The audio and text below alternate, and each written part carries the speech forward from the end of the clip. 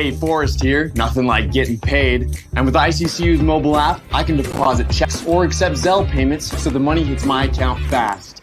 I just wish there was an app for mowing the rest of these lawns. Right now, Lithia Ford of Boise is buying used vehicles. How much you want for the SUV? I don't know. Well, Lithia Ford will give you more than that. How much more? More than you think. I'm not thinking anything. I'm thinking you might get even more than that. See how much more you can get at Lithia Ford of Boise. When it comes to concrete, we've got you covered. RowPaint.com offers custom concrete coating services for your garage, business, warehouse, and more. And we do it in one day. We are your complete concrete coatings solution.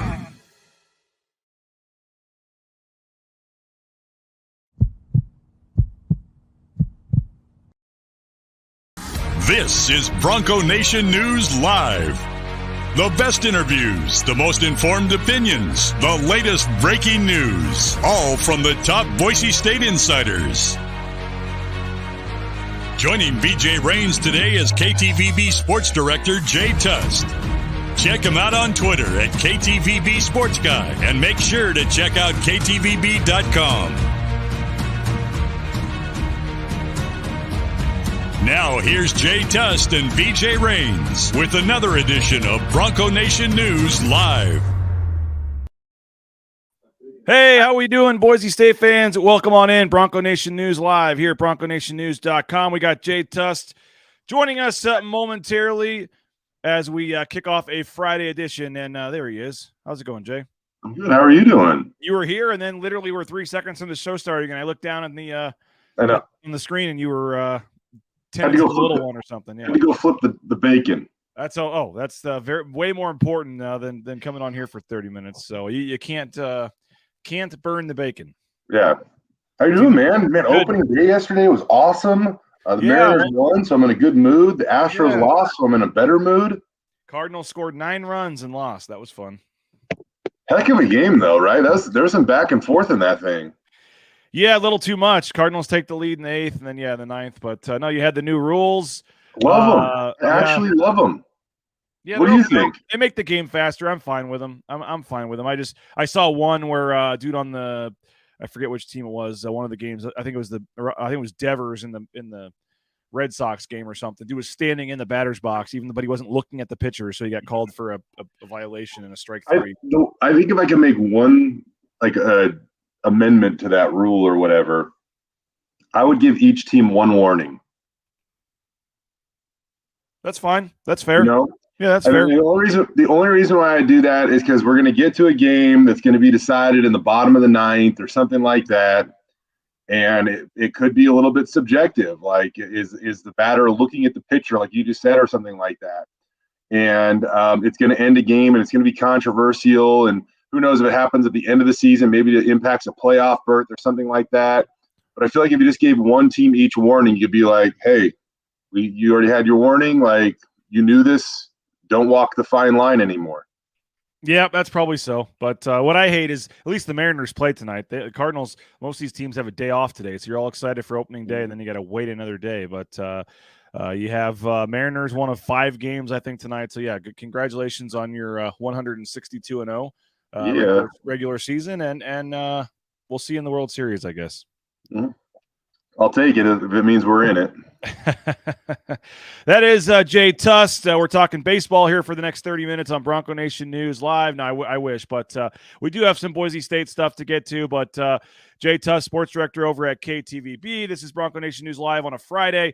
Please subscribe to the YouTube channel, youtube.com/Bronco Nation News. We would love to have you subscribe to our YouTube channel as we continue to build that throughout the summer. So if you're watching on Facebook or Twitter, please make the switch over to the YouTube channel. Right there on the bottom of the screen, you can click like, subscribe, all that good stuff like the YouTubers say. We would love to have you. I wanted to start with the Final Four tomorrow, though, Jay, because San Diego State in the Final Four, Mountain West connection, at least for the next couple of weeks until they announce they're going to the Pac-12. But San Diego State single-handedly has earned the Mountain West $10 million. That you cannot get any units once you get to the Final Four, so there's no more money to be made. But San Diego State actually favored in the game to be playing in the national championship game on Saturday or on Monday.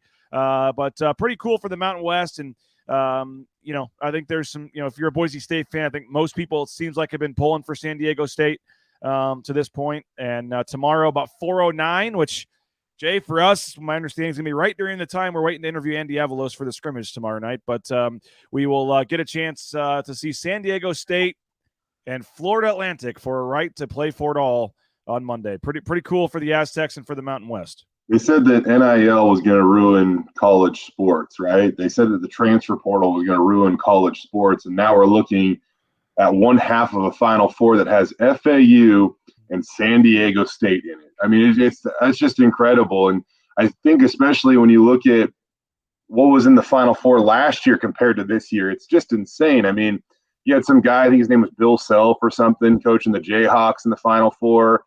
Mike Krzyzewski was in the Final Four. The new guy was Hubert Davis. But, I mean, when you're the coach of North Carolina, you get nationally known in a hurry. So, I mean, it's wild to think of the blue blood programs and the coaches that were in the Final Four last year. Jay Wright as well. 3 of those 4 coaches had multiple national championships. And you look at the combined Final Fours by this current group, and it's 1. And it's Larinaga took George Mason back to the Final Four years ago. So it's just I'm going to watch. I think it's going to be awesome. I know that there are going to be some fans out there, and probably, BJ, it's not even just fans. It's probably just casual, I kind of watch sports people that they won't be able to rope in because you won't turn on the TV and no Kansas or no Kentucky or any of those programs. But yeah. I think it's going to be just fascinating. Yeah, I'm looking forward to seeing it, and I'm pulling for San Diego State. I know Brian Dutcher, to some, his appearance with the slicked back hair and stuff, I think some people could see him coming off as a guy that you wouldn't like, but I really enjoy Brian Dutcher. I think he's always very complimentary of the opposing teams they play. He always says very nice things about Boise State and Leon Rice, and I've always enjoyed media days and after post games and Mountain West tournament getting to talk to Brian Dutcher. So I've enjoyed him, and I'm pulling for him and for San Diego State. And it is crazy. They've gotten the league $10 million, but the second they leave the conference, their 1/11 of that is gone. So it's actually even more money for the other schools in the Mountain West should San Diego State leave. And I was reading an article, I think in the Athletic this morning, earlier about how it's similar for Texas, going to the SEC, and you got all these schools like Florida Atlantic going to the and all these other schools that are moving conferences, and it's the money doesn't stay, and so it's very interesting how that, or it doesn't stay with that team. Yeah, the money stays in the conference. It stays in the conference, and it's crazy how that works out. Where the Big 12 commissioner is rooting for Texas, even though they're leaving the league because they get the money when they win. So it's just crazy how that works. But I kind of wish they were on opposite sides so they could have played in the title game. But I guess the fact that we're guaranteed to have either Florida Atlantic or San Diego State in the national title game is pretty cool. That's really cool. It's really cool. It's a Cinderella story at its finest. And I say that in it's definitely not to be diminish what FAU or San Diego State has done this year, but just nobody predicted them to make it this far, right? Like, they were good teams, really good teams. We got a chance to see San Diego State up close, and the thing that stood out to me most about San Diego State, again, I've said this a number of times, those boys have been in the weight room. I mean, they have a physical presence to them. And so when they stepped on the floor with Alabama, it didn't look like they were a Mountain West team, or whatever. Like, they physically held up, and it was a big reason why they were able to pull off that win. And it's a big reason why they might be the best defensive team in America. Their ability to defend the three throughout the NCAA tournament has been at historic levels, like the best in the last 13 years at defending the three. Like, it's really hard to argue that. They've been incredible. And so it's just been cool to see. And the one reason why I will say I'm actually happy we get to see this game in the Final Four is because it guarantees we get to see this game. I think these are two incredibly tough teams, and it is going to be a knockdown, drag out fight. Toughest team wins because they've been the tougher team in each of their games in the NCAA tournament up to this point.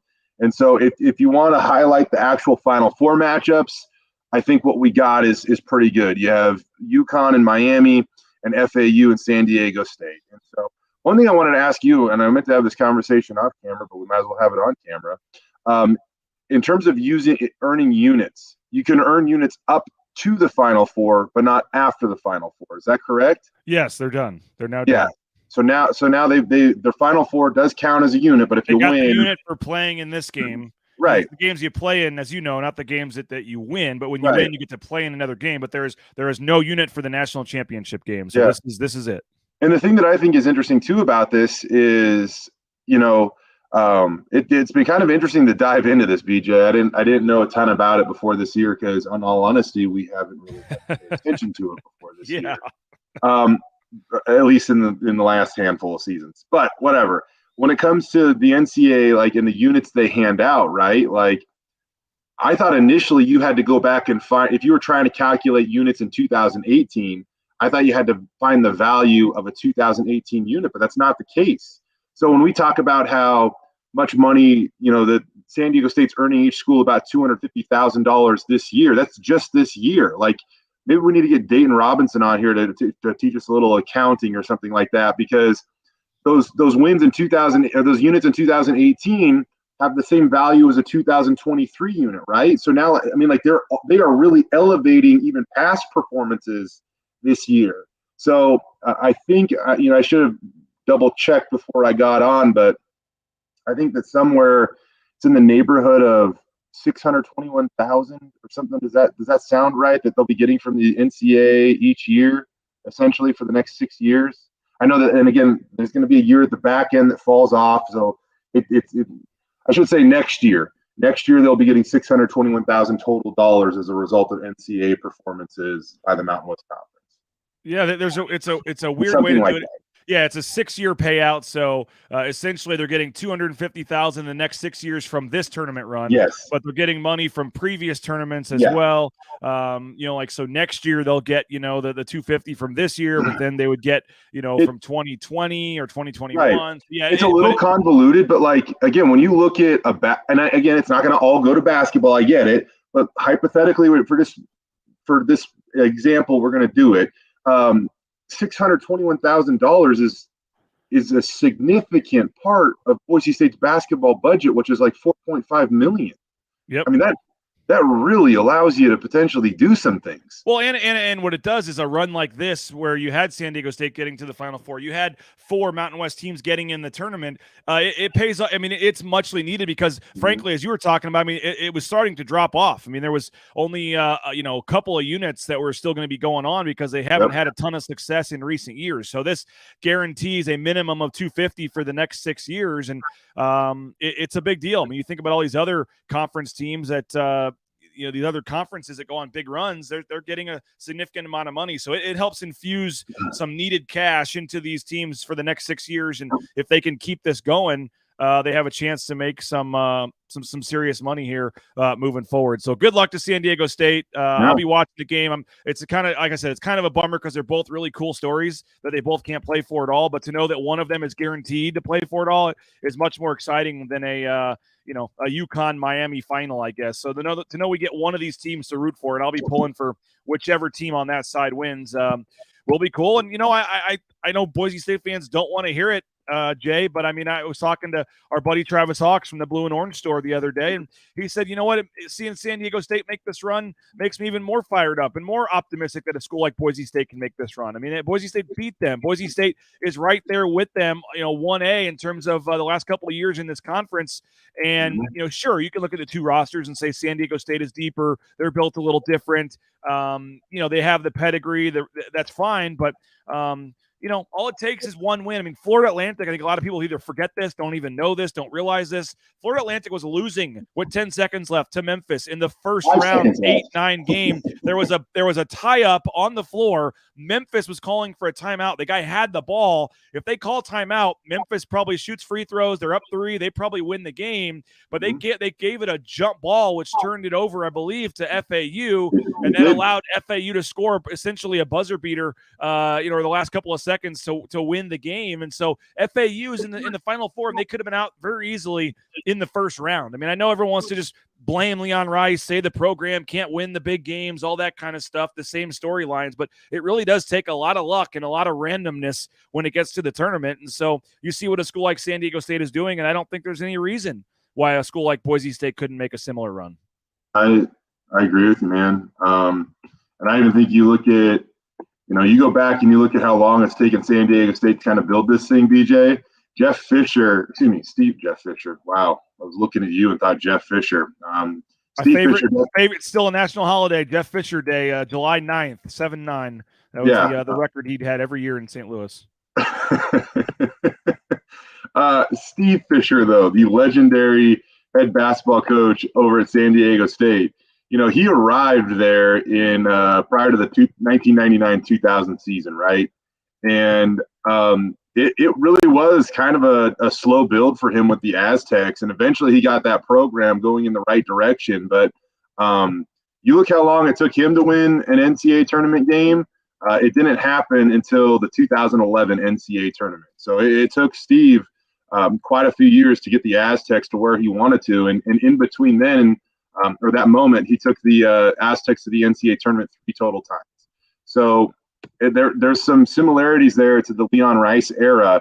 And now that Rice is getting the staff, the support, the financial backing, potentially the facilities, all of this stuff that he needs to take this program to the next level, it seems like, they're on the verge or on the cusp of something special. And even when it comes to like recruiting and stuff like that, like this is a highly unpredictable thing, BJ.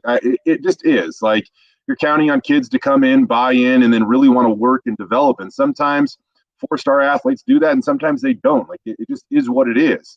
But if you look at the type of guys the Boise State is now recruiting, where they're able to go and get these recruits, it's definitely different than the first few years. That Leon was here. They're getting a different caliber of athlete, and it's just it feels like they are close. It really does. And as soon as they can clear a couple of those last hurdles, it could be something special. And even I bring up San Diego State. This is the first year they've also ever cleared the Sweet 16, BJ. So it's not like, it's hard to win games, especially in the month of March. No doubt about it. And I do want to talk about them being close and the steps they're trying to take to get over that hump here in just a second. But want to thank Cutwater Spirits. We're broadcasting from those Cutwater Spirits mobile studios. More than 30 flavors of pre-mixed premium cocktails. I recommend the Long Island, the mango margarita, the pina colada is a good one.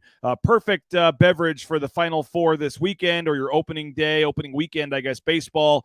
Cutwater Spirits, pick up a couple at your local gas station or a grocery store. You're looking to spruce up your back patio, your garage, your basement. How about rowpaint.com? They're taking those schedules now. They're scheduling out for the concrete coatings for the spring. They'll come do a free estimate at your house, and I highly recommend the concrete coatings from rowpaint.com. Basement, garage, as I said, the back patio, they can transform the look of that old slab of concrete. Get more information, roepaint.com. Lithia Ford of Boise, they'll be giving Jay Tust a Bronco Sport when he hits a hole-in-one at the Bronco Nation News Golf Tournament on June 2nd. They are donating a hole-in-one prize of a new Bronco Sport for hole 6 at Timberstone. So we're looking forward to that. We appreciate Lithia Ford of Boise. Jay Tust, you're putting your finger up there in the back. I can test drive that now so I know what it's like after the hole-in-one, or just wait. Jim Sturk's a great guy. You might let you even borrow it for the weekend if you're interested. Yeah, he's helped out Riley Smith as well as Paige Barsh. The Rains family paid full price for our vehicle, but we are very happy, and you can too. Check out lithiafordboise.com. Big supporters of Boise State Athletics, and go support them for your next vehicle purchase. Idaho Central Credit Union, ICCU.com, the best in mobile e-branch online banking. If you're looking for a new bank or looking to simplify and ease your banking experience, particularly online mobile e-branch banking, look no further than Idaho Central Credit Union. There's a location pretty much on every corner, but you can check them out at ICCU.com. You looking for a new job about transportation compliance service? TCS can help you out every step of the way to get into the trucking industry. They can help you out with all the DOT permits, overweight permits, all the things you need that I know nothing about, that you probably don't either. Let them do it for you. Whether it's the Amazon truck in your neighborhood, the big rig on your screen, they can help you at transcompservice.com. and the Blue and Orange Store, theblueandorange.com. We appreciate Travis Hawks and company. Go in, check them out. It's an amazing store if you haven't been in there. The second floor of the Boise Town Square Mall, right next to Pro Image there. A ton of new sideline apparel, the retro gear, all the great Boise State gear and bumper stickers, car flags, anything you need. Check them out, the Blue and Orange Store. And online, you get a free shipping any order over $40 at the Blue and Orange Store.com. Jay, some movement in the transfer portal this week. Boise State has now lost 3 players. Sada Nganga, Pavle Kuzmanovic, Burke Smith are out. So far, Roddy Anderson is in. We know from a picture on social media, and I've been able to confirm it, I think you have as well, that Cam Martin, a center, visited earlier this week. So they've got Roddy Anderson in the fold at point guard. Now they're moving on to the post players. But we're not even at the Final Four yet. 2 weeks from yesterday was Boise State's last game. It's been 15 days, and they've already made some significant adjustments to the roster as Leon Rice tries to build this super team, as he calls it. The only surprise, and I'm only going to call it a surprise because we were kind of told different after the NCAA tournament, and I'm not going to hold it against the kid by any means because there's time for reflection and for everybody just to try to make the best decision for themselves.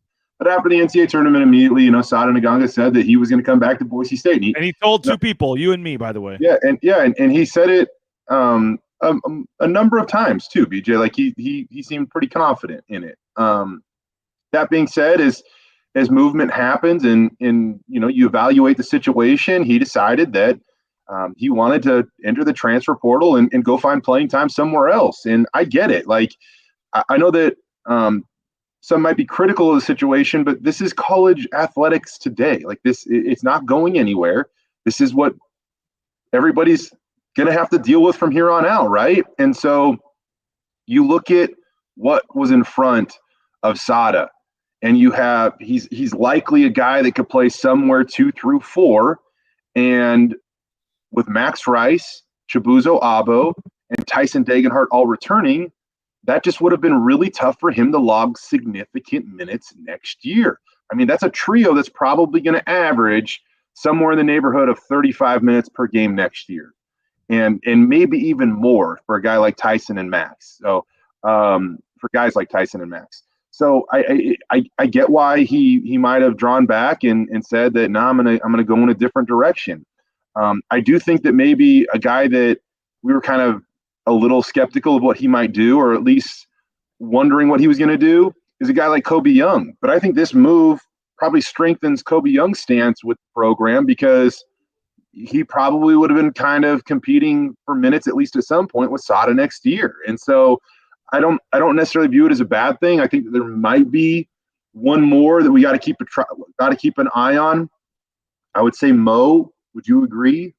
Now, Mo's situation is interesting. I talked about this a little bit with Prater, but my understanding is he, and I need to confirm this. I probably shouldn't be, speculating on this, but it sounds like he may not be in a position to graduate this spring, and he has already transferred once, so he is not eligible to play right away at another school next season other than Boise State. And so the decision with Mo might be play next year at Boise State or don't play at all, and the decision might not necessarily be his because I hate to say it, but it's a cutthroat business, and guys sometimes are asked to seek playing time elsewhere. The scholarships are not 4 or 5 years; they're now 1 year kind of renewable scholarships. It works both ways. But if Boise State has a chance to upgrade the roster with his spot, they could theoretically say, "Hey, man, like we appreciate your time. We don't see you playing this year. It's probably better if you just move on with your life." And so that could happen, and there's a chance that probably will happen, to be honest with you, down the road. But I think that's why you haven't seen him yet in the transfer portal, because they still have 2 spots available. So until they fill those spots and then have another guy in the fold, there's really no need for him to exit now, unless he's already made up his mind that he doesn't want to play next year. So I think that's where things stand with Mo. I do think it's, if I had to guess, more likely than not that he's not on the roster next year. But I think that is why we haven't already seen him go. I think that nail on the head. I mean, I don't even know if I want to add to that because that was a good summary of it all, BJ. I think that if you see him next year, it means that Boise State needs him. And if they, as you said, can find a better situation, then it is what it is, you know. So either way, Boise State, whether it be Mo or somebody else, even after they address, you know, that starting five spot, meaning the five in the starting five, they still need a big off the bench or somebody that can at least be a little physical, give them 5 fouls, go in and rebound. Like they still do need that guy to come off the bench. So is it Mo? Is it somebody else that's not on the roster right now? Kind of a wait and see approach to it. But either way, I do feel like that is a need for this team. So they got the point guard. Now they got to go out and get the 5 in their starting lineup. And then after that, they have, you know, at least one more spot to be calculated with of how they want to address it. Likely, I would assume, trying to dip back into the transfer portal, but we're going to have to wait and see. Yeah, you mentioned the point guard. They're trying to get the center now, and we'll see kind of what direction they go there. But I know they feel really good about Andrew Meadow being a contributing player. Chris Lockett, you mentioned Kobe Young. But I think you use both spots for the transfer portal. I think you try to find another starter caliber player. And I think Leon Rice gets it, Jay. I mean, talked to him after the game, and it just seems like the frustration of the lack of depth. And you know what? People want to rip on him and the coaching staff for not playing guys earlier in the season. That's fair. That's fine. But he needed to win the St. Louis game, needed to win the A&M game, needed to win some of these games. And if you don't, if you're not in a position where you felt like those guys were worthy, he wasn't going to play Sada and Ganga because I'm going to play Sada and Ganga 10 minutes no matter what tonight. Like if you're not ready to play, then you're not ready to play. And if you want to rip, if that means the coaching staff's at fault because they didn't evaluate the talent right before they got to Boise State, I'll listen to that argument. But just the fact that they should have played Kobe Young just to play him in November so he'd be ready in February, that doesn't necessarily fit with me. I think when that game starts and you tip the ball up, you got to find a way to win that game, and you're not going to play guys just to play them. So I'm not saying the coaching staff doesn't deserve any criticism, because sure, you could say maybe they missed on Sato or misevaluated him, or maybe they missed on Mosilla, or they missed on other people, which led them to taking Mosilla in the first place. I mean, I get it. The lack of depth is certainly on the coaching staff. They build the roster, they put it together. I'm not saying they don't deserve any blame, but I do think Leon Rice realized in the tournament after the Northwestern game, like, we can't do this again. We have to have some quality players to come off the bench, where we need to have more than 5 players. We can't have an injury to Marcus Shaver Jr. and all of a sudden be screwed. We can't. So I do feel like, and maybe we're already seeing that it's 15 days since they've played and they've already had at least 2 visitors on campus. Like, I feel like they're on a mission to significantly upgrade this roster. And I feel like that part of that is going beyond the starting 5. They need at least one more big, but I think they get a second, and maybe they get another wing player if they end up, using Mo's spot. I think that they are just reading between the lines, Jay. I would be surprised if there's not multiple more additions of quality players. I agree. And the one thing that Boise State has on their side is that guys that go into the transfer portal, I believe, for the most part, they're looking for 2 basic things: the chance to win and the chance to play. Boise State can certainly offer the chance to win because they've done it at a pretty high rate, believe it or not, in the Leon Rice era. There's been 2 kind of quote-unquote dud seasons. But if you want a chance to compete and win games and try to win a Mountain West tournament and go to the NCAA tournament, you have a chance to come to Boise State and be a significant contributor on a team that's going to chase those goals each and every year. And you look at, again, the playing time issue last year, maybe it's not starter minutes, but you definitely have a chance to come in and again, to play and contribute. So it's I think the Broncos are in a pretty good spot, and I think they're in a better spot this year than they were last year. And as we all know, they were still able to repeat this past year and go to the NCAA tournament for a second straight year.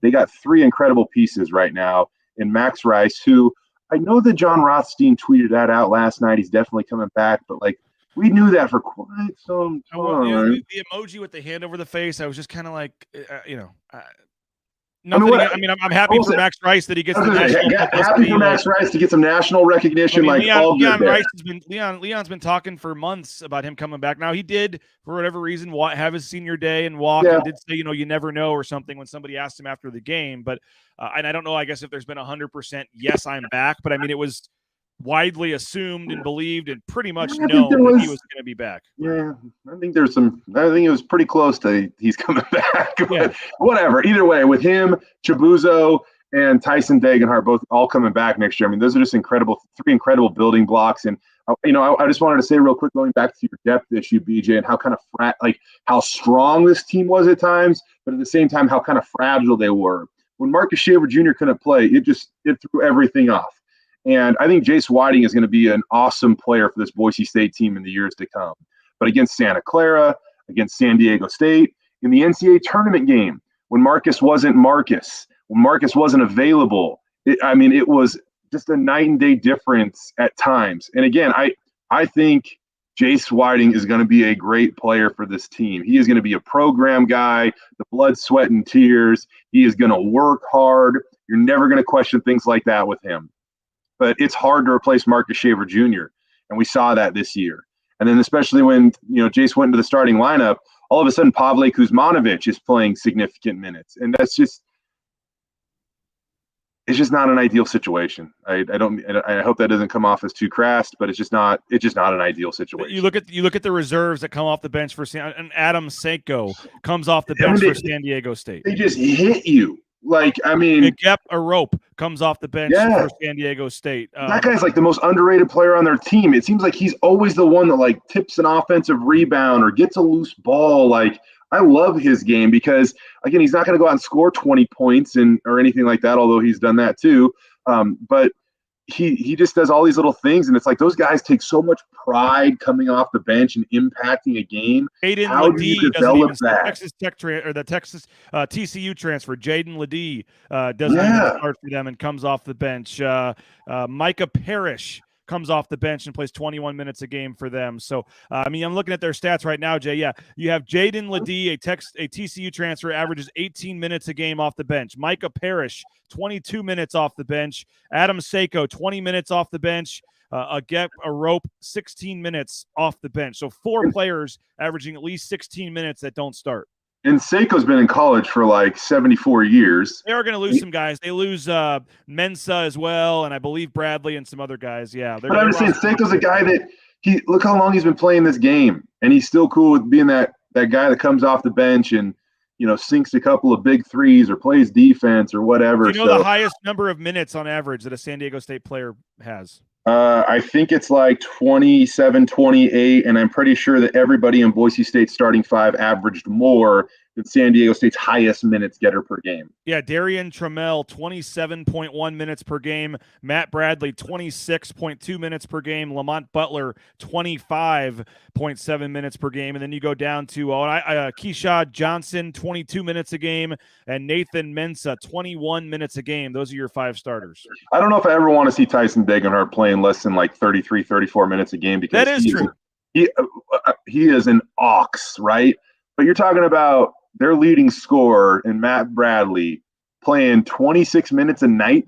Imagine how much fresher you could a guy like Tyson would be if for some reason he only had to play 26 minutes a night. And I'm not talking about just on any given night. I'm talking about when March Madness rolls around.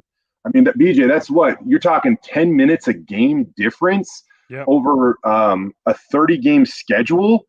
That's 300 minutes of action off the court versus on the court. That would just be a massive, massive difference if you're trying to stay healthy and win a game at the NCAA tournament. I'm going to just reiterate. I don't know if I ever want to see Tyson. I don't want to see situations where he's not on the floor for a huge majority of the game. But I'm just saying, if you look at situations like that and you think about preserving guys' health and being fresher for the Mountain West tournament and the NCAA tournament, things like that would certainly help. Yeah, no doubt. We are running out of time here. I'm sorry to folks that I didn't get to all the comments on the chat today. Derek did say our Moose didn't make the decision till late in the game that made him tough. They also had some other guys they were trying to go for that they didn't get, that thought they might get. And there was a lot going on last year, Jay, which I think is why they're trying to strike a little earlier this year and not kind of wait around to see who's out there. I don't think this is correct. This is pretty sure you can transfer every year as long as you maintain your grades and meet the deadlines. You get one free transfer where you don't have to sit out. But other than that, you have to graduate to transfer. You have to be a graduate student or be graduated to transfer the second time, I believe. And then I like this. We got our friends on the YouTube chat kind of helping each other out. Perry says, did Pavle officially enter the portal? And Kendra says, yes, Perry. And then Perry says, thanks, Kendra. So I like to see the chat. Guys helping each other out. So appreciate that. Sorry we couldn't get to all of the comments today. Bradley getting benched in the final minutes of the last couple of games. Sometimes not the clutchest free throw shooter, as we've seen in Boise late in the game. So I got it. Who was that drew up that comment there, BJ? Josh DeWitt, who is playing in who just paid and is playing in the golf tournament. Josh, appreciate it. Looking forward to having you. And maybe we'll see if you can outdrive Jay Tust in the long drive competition. I'm sure you can get it in the fairway at least. Just aim for that. I did see that cutaway of Bradley on the bench late in that game, and I thought the same freaking thing. And it was back to when you trade offense for defense at the end of the game, and it was at the moment to trade for offense, and they showed the cutaway, and Bradley was on the bench. That one surprised me a little bit. But they had quality guys they felt comfortable putting in. Yeah. That's the difference. I mean, exactly. Yeah, so we'll see. I think that Leon and company know that the roster needs some upgrades. They're certainly going to miss Marcus Shaver Jr. They're certainly going to miss Najee Smith and Lucas Milner, but they're doing all they can to kind of make this roster overall as a whole better next season. And we'll see. They're off to a good start with the point guard. And then we'll see what they can do in the middle and at the wing position here moving forward. Jay, get back to the bacon. Appreciate you, man. Thanks a lot for joining us. No football interviews today, but we have the private closed scrimmage tomorrow. And then we'll have Andy Avalos talking after the scrimmage tomorrow. And then one more week of football next week. The spring game is next Saturday on the 8th at 1:30. We do have opening day tomorrow, though, weather permitting, for the Meridian Youth Baseball 6 and under coach pitch Braves for Nelson's team, and the 8 and under the Mets. The Mets. Never thought I'd be Braves and Mets fans, but the Mets are starting tomorrow as well. So I got the went on Amazon, got the hats for both teams here, so we're ready to go for the kids teams. So we'll have making my head coaching debut tomorrow, Jay. I love it. Good luck. Don't get tossed. Appreciate it. I was hoping Jay would be the assistant coach, and maybe that may have to happen at some point later. And we'll work on that for next year's contract negotiations. But everybody have a great rest of your weekend. We got some stuff coming this afternoon to the website as well, BroncoNationNews.com. Go subscribe to the golf tournament. We'd love to have you. We're opening up a second afternoon flight, so more details next week on that. But Bronco Nation News, have a great weekend. He's Jay Tust. I'm PJ Rains. Get more at BroncoNationNews.com.